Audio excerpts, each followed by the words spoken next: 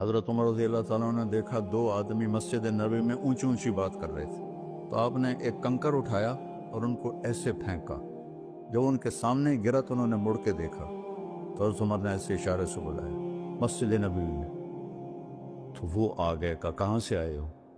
کہ یہ طائف سے، کہ اگر تم مدینہ کے ہوتے تو مار مار کے تمہارے چہرے میں خونی کر دیتا، تم نبی کی مسجد میں اونچی آواز سے بول رہے۔ یہ ساری مسجدیں مسجد نبوی سے جڑی ہوئی ہیں، بیت اللہ سے جڑی ہیں، ان میں نعرے کبھی زندہ آباد کبھی مردہ آباد، یہ کیا امت نے طریقہ اپنا لیا ہے۔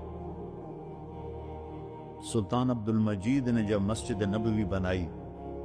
جو سیکنڈ لاسٹ تھا ترکی بادشاہ، اس نے ساری دنیا سے کاریگر بلائے، ان کو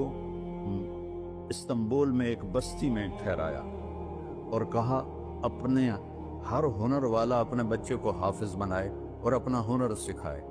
تو سب نے ایک ایک بچہ حافظ بنایا، اپنا تعمیراتی ہنر سکھایا، تو 3000 حفاظ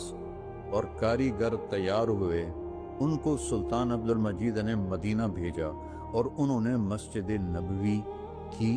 تعمیر شروع کی۔ سارا ہر پتھر پہ قرآن پڑا ہوا ہے، جو پرانی مسجد ہے، اور جب کوئی پتھر رکھتے تھے اور وہ تھوڑا بڑا ہوتا تھا، اس کے مطابق نہیں ہوتا تھا، تو وہ نشان لگاتے، اور وہاں بھی تراش سکتے تھے تیشے کے ساتھ، نشان لگاتے۔ جس بستی میں وہ ٹھہرے ہوئے تھے وہاں وہ پتھر واپس جاتا، وہاں اس کی کاٹ